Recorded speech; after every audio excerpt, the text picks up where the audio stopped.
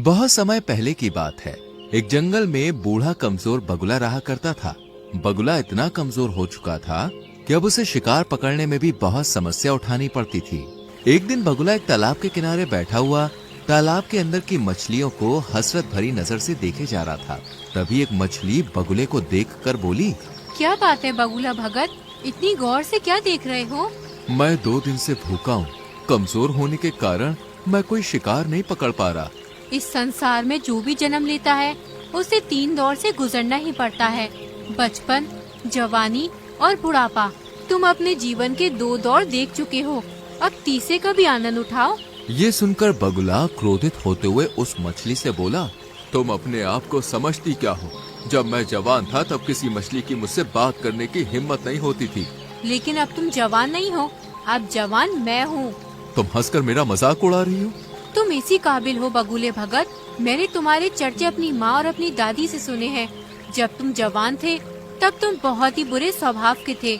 अब तुम बूढ़े हो चुके हो, इसलिए तुम्हारा मजाक उड़ाकर मैं तुमसे अपने पूर्वजों के साथ किए गए दुर्व्यवहार का बदला ले रही हूँ।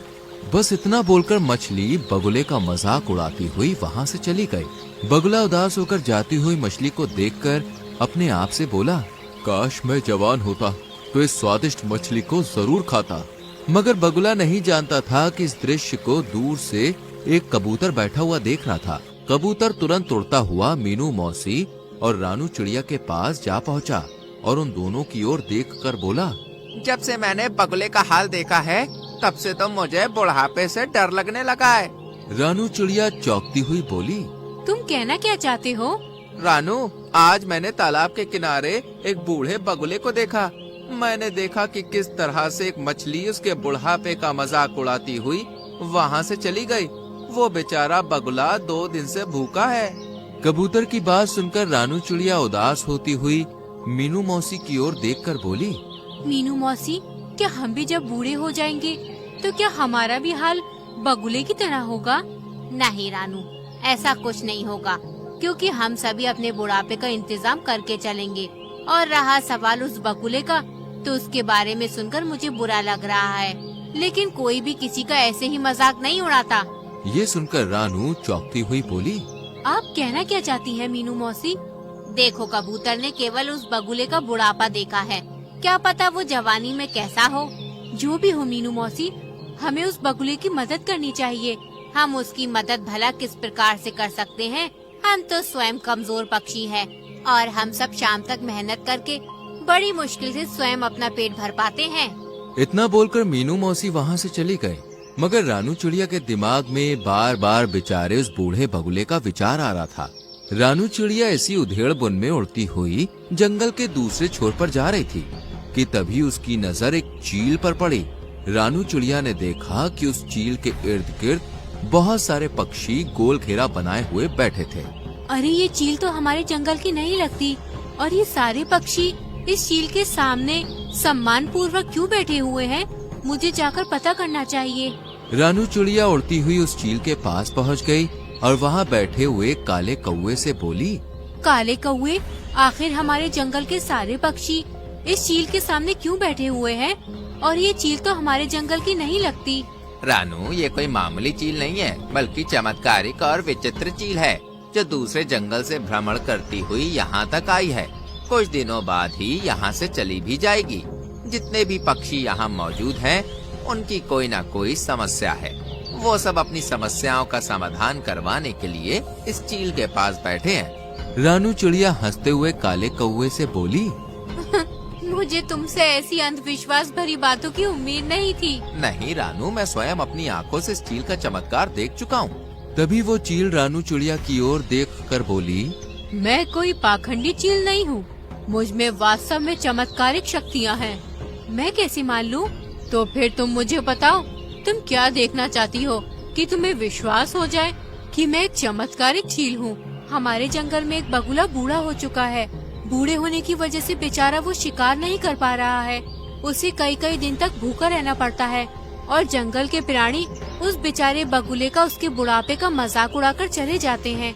अगर तुम वास्तव में चमत्कारिक चील हो तो फिर तुम कुछ ऐसा करके दिखाओ कि वो बगुला दोबारा जवान हो जाए।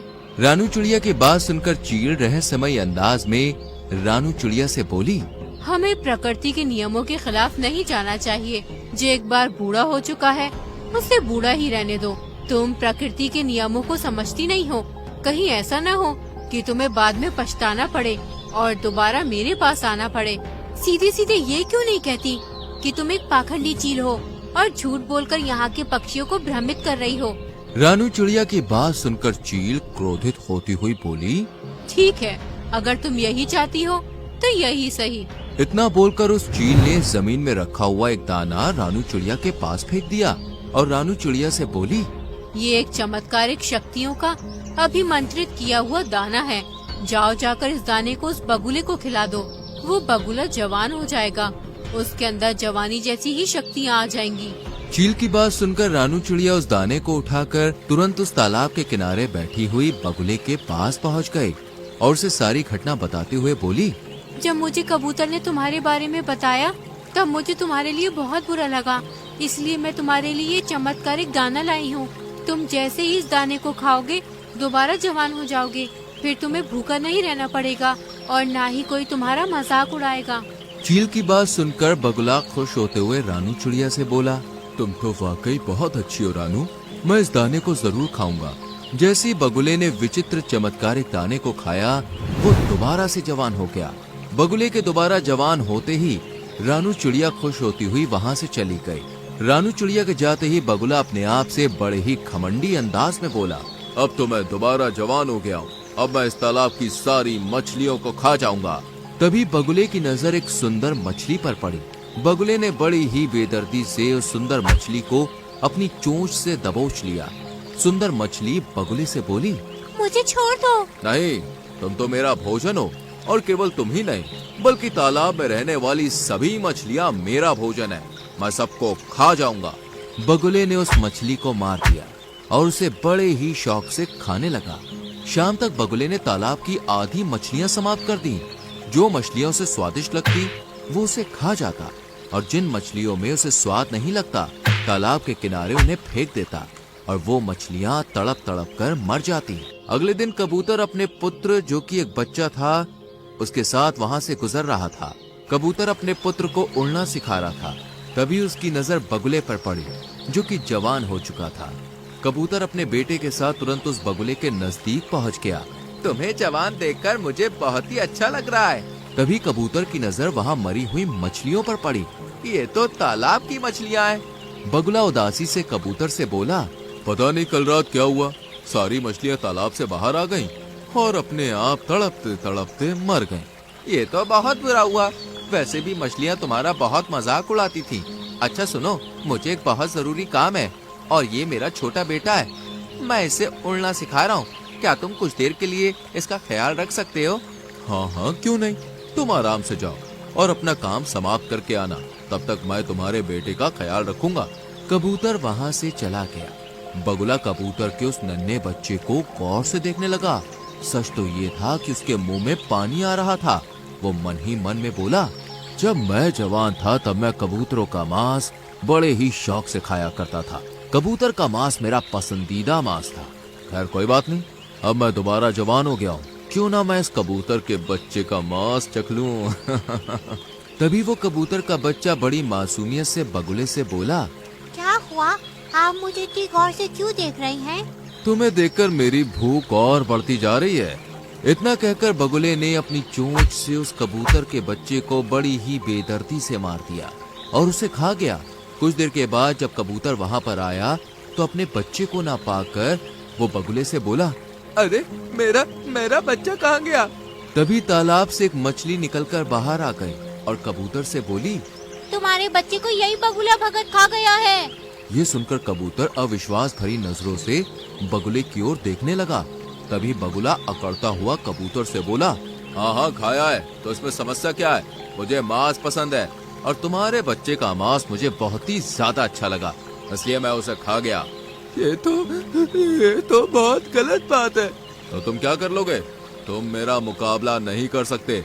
समझ गया, इसका मतलब इस तालाब के अंदर रहने वाली मछलियों को भी तुम नहीं मारा है। इतना बोलकर कबूतर उड़ते हुए रानू चिड़िया के पास पहुंच गया और उसे सारी घटना बताते हुए बोला, मुझसे बहुत बड़ी भूल हो गई रानू चिड़िया, वो बगुला बूढ़ा ही सही था। मुझे तुम्हारे बच्चे की मौत के बारे में सुनकर बहुत बुरा लग रहा है और मुझे अपने ऊपर पछतावा भी हो रहा है।